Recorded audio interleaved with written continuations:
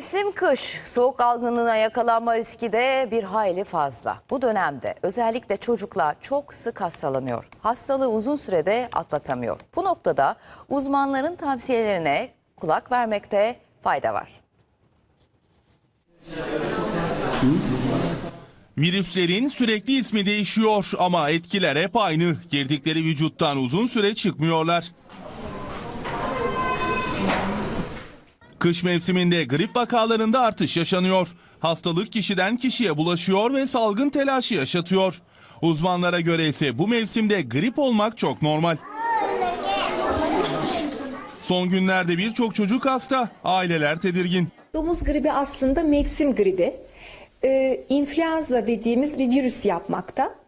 Domuz gribini diğer griplerden ayıransa yüksek ateş. 40 dereceleri görüyoruz.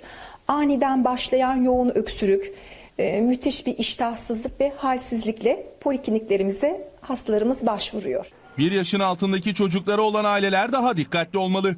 1 yaş altı çocuklar astım, kalp yetmezliği, konjenital kalp hastalığı gibi kronik bir hastalığı varsa çocuğumuzun tabii çok bekletmeden acile başvurmamız faydalı. Hastalığın tedavisi çoğu zaman antiviral ilaçlarla ayakta yapılıyor.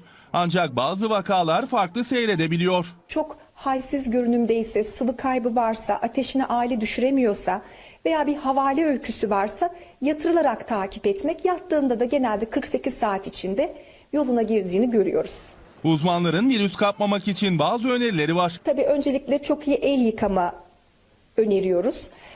Onun dışında hasta kişiler kesinlikle işe gitmemeli çalışıyorlarsa, okula giden bir çocuksa kesinlikle okula gönderilmemeli.